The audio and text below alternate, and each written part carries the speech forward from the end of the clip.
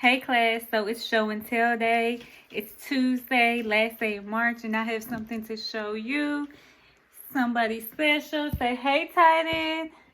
Say hey, Titan Blue. Look. Say hey. Say hello. This is my sweet puppy that I'm always telling y'all about. Right, and on that note, let's get to today's lesson. So today we're going to be reading a biography.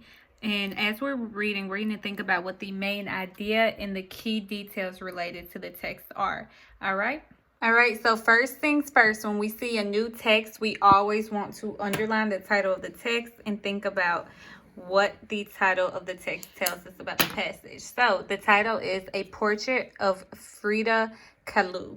So based on this title, what do you think the text is going to be about? Based on the title and maybe the picture, what do you think this text is going to be about? All right, let's start reading.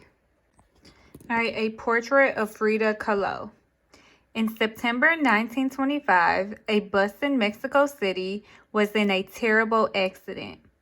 One passenger, an 18-year-old woman, was hurt so badly that she had to stay in bed for 3 months. Looking for a task to occupy her mind, she decided to paint pictures. This is how Frida Kahlo, one of the most famous Mexican artists of the 20th century, began her career. Kahlo produced more than 150 paintings during her life. Of those, 55 were self-portraits, for which she is best known. In the paintings, Kahlo has brown skin, black hair, thick eyebrows, and a faint mustache. She often wears brightly colored traditional Mexican blouses and skirts. She usually gazes confidently at the viewer. Kahlo explained, "I paint myself because I am so often alone and because I am the subject I know best." For Kahlo, a self-portrait was a way to communicate ideas. For example, Kahlo's injuries from the bus accident left her in pain all her life. So some of her self-portraits express this discomfort. Others depict events in her life. For instance, in the early 1930s, Kahlo lived in the United States. She was homesick, so she painted herself standing between Mexican flowers and buildings on one side and American factories and skyscrapers on the other. The paintings showed how she felt, torn between where she was living and where she wanted to be. Not all of Kahlo's self-portraits have such a clear message. Some are like painted dreams, with Kahlo before tropical plants and surrounded by spider monkeys, parrots, and cats. For Kahlo, a self-portrait could express whatever she wanted. Frida Kahlo died in 1954. During her life, she had traveled the world, impressed famous artists, and taught paintings to college students in Mexico. As she told her students, to paint is the most terrific thing that there is, but to do it well is very difficult. Lovers of her art believe that Frida Kahlo painted very well indeed. Based on what we just read, I want you guys to answer these 3 questions. Number 1, who was Frida Kahlo? 2, how did Kahlo communicate her feelings and ideas?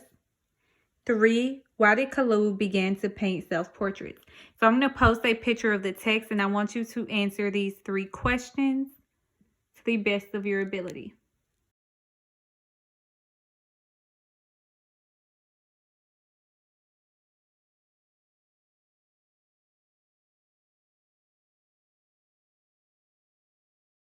All right, so the answer to question number 1 you should have found in paragraph 1. Frida Kahlo was a famous Mexican artist. So that's the answer to question number 1. Frida Kahlo was a famous Mexican artist. Question number 2, how did Kahlo communicate her feelings and ideas? Well, she drew self-portraits.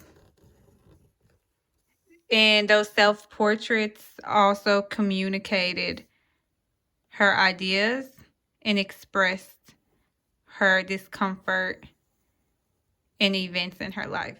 So she used her self-portraits to express her pain in some of the events that happened to her in life.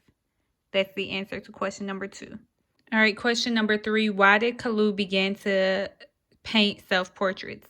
All right, so she started painting her self-portraits because she was so often alone. So she was alone so much, and then she figured, well, she's the subject that she knows best.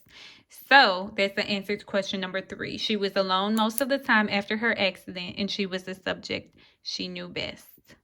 All right, so let's get started with this. Now, what do you think is most important to know about Frida Kahlo and her art? So based on the text we just read, what did they really want you to know about Frida Kahlo?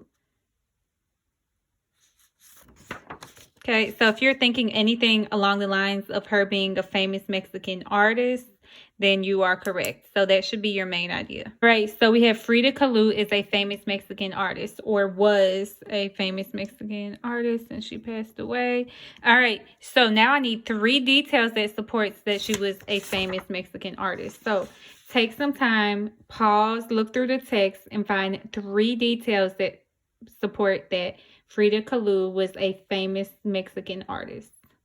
All right, so let's start reading. So in September 1925, a bus in Mexico City was in a terrible accident. One passenger, an 18-year-old woman, was hurt so badly that she had to stay in bed for 3 months. She looked for a task to occupy her mind. She started painting.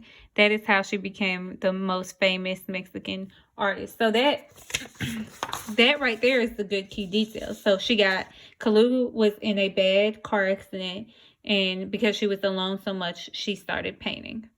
All right, so I have my first key detail. Now, notice that this is not a complete sentence, but because this is a graphic organizer, it does not have to be. So I want you guys to keep reading, and tell me what you think the second key detail is.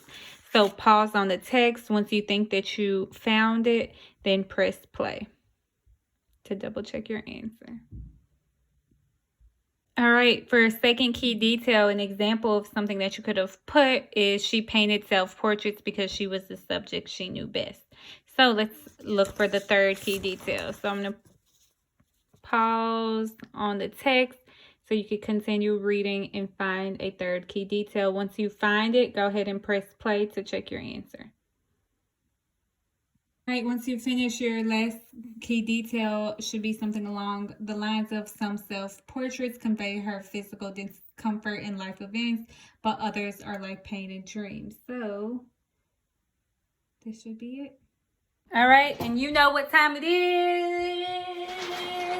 It's challenge time. Challenge time. So today's challenge, all I want you to do is comment below and tell me one thing that you learned from today's text. What was one thing that you learned by reading today's text that you did not know before? Or what is one thing that you found interesting? Comment below for your challenge and chance to win pizza. Bye, y'all. Have a great rest of your day.